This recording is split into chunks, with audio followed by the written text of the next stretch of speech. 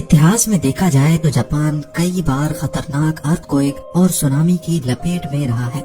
वैसे तो अर्थक्वेक और सुनामी से बचना किसी के बस की बात ही नहीं, पर जापान के पास इनसे मुकाबला करने के सिवा और कोई ऑप्शन भी नहीं है। नाजरीन, पिछले 1300 सालों में करीब 143 सुनामीज जापान पर हमला कर चुके हैं, जिनके नतीजे में अभी तक 1,30,874 लोगों की जान जा चुकी है। इनमें सबसे खतरनाक ईयर 1741 में आया था, जिसमें सुनामी की वेव 90 मीटर ऊंची थी।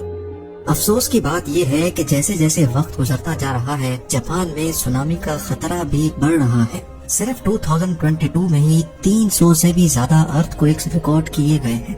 हत्ता के कई बार एक दिन में 3 से 4 अर्थक्वेक्स भी रिकॉर्ड किए जा चुके हैं। जापान दुनिया का वाहिद मुल्क है जहां अर्थक्वेक्स इतने कॉमन है कि यहाँ पर स्काई स्क्रैपर्स को अर्थक्वेक प्रूफ बनाना कंपलसरी होता है। जबकि 2000 से लेकर 2022 तक जापान 5 मरतबा छोटे बड़े सुनामी को बर्दाश्त कर चुका है, जिनमें 2011 वाला सबसे जानलेवा था। 11 मार्च 2011 को ओशिका पेनिनसुला से 72 किलोमीटर ईस्ट में समंदर के अंदर 9.1 मैग्नीट्यूड का अर्थक्वेक पूरे 6 मिनटों तक चलता रहा, जिसकी वजह से एक मैसिव जायंट सुनामी ने जन्म लिया। ये दुनिया का चौथा बड़ा अर्थक्वेक, जबकि जापान की रिकॉर्डेड हिस्ट्री का सबसे बड़ा था। इसके नतीजे में जो सुनामी पैदा हुआ, उसने समंदर में 55 मीटर या फिर 180 फीट ऊंची लहर पैदा की। पानी की लहरें 700 किलोमीटर फी घंटा की स्पीड से सेंडाई सिटी में दाखिल हुई और कोस्ट से 10 किलोमीटर अंदर तक पहुंची। सुनामी का सबसे बड़ा मसला ये होता है कि मॉडर्न टेक्नोलॉजी से भी इसको प्रेडिक्ट नहीं किया जा सकता। लिहाजा सेंडाई के रेजिडेंट्स, जिनको सिर्फ 8 मिनट पहले सुनामी की वार्निंग दी गई थी, उनमें से हजारों लोगों को भागने का मौका भी ना मिल सका। इस वाक़े की वजह से 2,28,000 लोग बेघर हो गए और 15,000 लोग अपनी जान से हाथ धो बैठे। एक तरफ कयामत का आलम था तो दूसरी तरफ यहाँ फुकुशिमा डाइची न्यूक्लियर प्लांट भी फेल हो गया, जिसकी वजह से खतरनाक न्यूक्लियर डिजास्टर ने जन्म लिया। जापान को इस सुनामी ने टोटल 235 अरब डॉलर्स की चोट पहुंचाई, जिसको दुनिया का सबसे महंगा डिजास्टर भी माना जाता है। अब यहाँ सवाल ये पैदा होता है कि जापान हमेशा से ही सुनामी की लपेट में क्यों रहता है। इसकी सबसे बड़ी वजह जापान की जियोग्राफिकल लोकेशन है। पैसिफिक ओशन का ये पूरा हिस्सा जो आप देख रहे हैं, ये दुनिया में 90% अर्थक्वेक्स, वोल्केनिक इरप्शंस और सुनामी का बायस बनता है। ये जो रिंग बन रही है, इसको द रिंग ऑफ फायर कहा जाता है। इसके नीचे दुनिया के सबसे ज्यादा एक्टिव वोल्केनोज मौजूद हैं, जिनको कई टेक्टोनिक प्लेट्स ने घेर रखा है। और बदकिस्मती है जापान की कि वो बिल्कुल इस रिंग के बेल्ट पे आता है। यही वजह है कि यहाँ हर आए दिन अर्थक्वेक्स और हर आए साल टाइफून या फिर सुनामी का हमला होता है।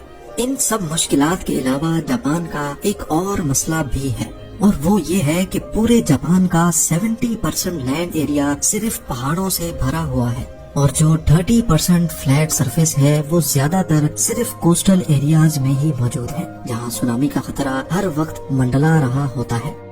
पहाड़ों पर पूरे शहरों को शिफ्ट करना तो एक इम्पॉसिबल टास्क है, लेकिन अपनी कोस्टल सिटीज को बचाने के लिए जापान पिछली सदी से मेहनत कर रहा है, और इसकी अप्रोच सबसे अलग है।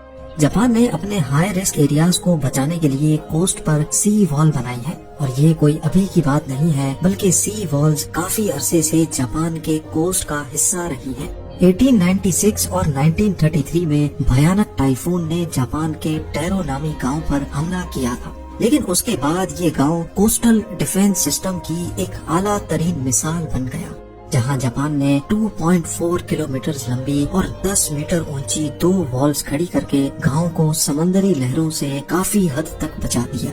इसके बाद जापान की दूसरी कोस्टल सिटीज में भी ऐसे ही स्ट्रक्चर बनाए गए, लेकिन 2011 वाला सुनामी इन दीवारों से भी कहीं ज्यादा बड़ा था। सी वॉल जो सिर्फ 8 मीटर ऊंची वेव्स को रोकने के लिए बनाई गई थी, सुनामी की ये लहरें 12 से 15 मीटर ऊंची थी। इन 10 मीटर की दीवारों ने बेशक सुनामी की लहरों को काफी हद तक रोका, लेकिन कई मकामात पर लहरों ने पूरे के पूरे स्ट्रक्चर ही उखाड़ दिए। 2011 अर्थक्वेक के बाद जापान ने सी वॉल्स को और ज्यादा ऊंचा और लंबा करने का फैसला किया। इस काम के लिए 1200 करोड़ डॉलर्स अलग किए गए और फैसला किया गया कि ईस्टर्न कोस्ट पे 400 किलोमीटर लंबी 15 मीटर ऊंची दीवार बनाई जाएगी। ये दीवारें पिछली दीवारों से करीब 5 मीटर ऊंची, जबकि इनकी फाउंडेशन जमीन में 25 मीटर अंदर तक अपनी जड़ें मजबूत किए हुए हैं। इनकी चौड़ाई भी पहले से काफी ज्यादा रखी गई है और इनका स्ट्रक्चर और डिजाइन खास तौर पर सुनामी वेव्स को रोकने के लिए बनाया गया है। इस काम के लिए पहले सिमुलेटर की मदद से आर्टिफिशियल सुनामी पैदा किया गया, जिससे इंजीनियर्स ने हर तरह के वेव पैटर्न पे वॉल्स को टेस्ट किया।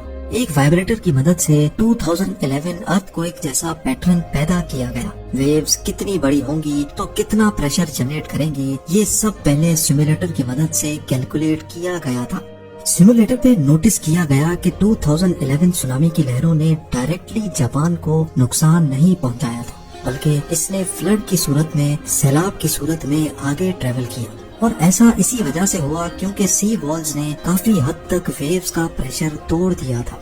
सिमुलेटर पे टेस्टिंग के बाद सी वॉल्स को अब कर्व शेप में डिजाइन किया गया है, जिसमें क्लियरली देखा जा सकता है कि पानी जब सी वॉल से टकराएगा तो इसका कर्व शेप लहर को वापस यू टर्न करवाएगा और ऐसे एक लहर वापस पलटकर पीछे से आने वाली दूसरी वेव का प्रेशर तोड़ेगी। सुनामी की वेव्स के प्रेशर को तोड़ने के लिए जापान ने सिर्फ वॉल्स ही नहीं बनाई, बल्कि हॉट स्पॉट लोकेशंस के करीब समंदर में ब्रेक वाटर भी बनाए गए हैं। जब लहरें कोस्ट की तरफ बढ़ती हैं तो पहले ये ब्रेक वाटर इनका प्रेशर तोड़ता है, उसके बाद ये 15 मीटर ऊंची वॉल्स।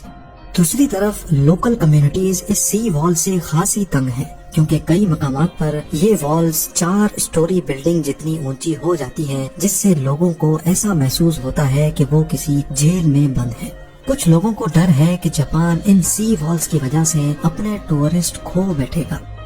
जापान ने सुनामीज को 2 अलग अलग लेवल्स में डिवाइड किया है। लेवल 1 सुनामी जो हर 50 से 60 सालों में आता है, इनकी लहरें 15 मीटर तक ऊंची होती हैं और इन्हीं के लिए ये दीवारें बनाई गई हैं। लेकिन लेवल 2 सुनामी जो कई 100 साल या 1000 साल में एक मर्तबा आता है, ये सी वॉल्स अकेली उसको भी नहीं रोक पाएंगी। इसके लिए हॉट स्पॉट लोकेशंस पर सुनामी मिटिगेशन पार्क्स बनाए जाएंगे।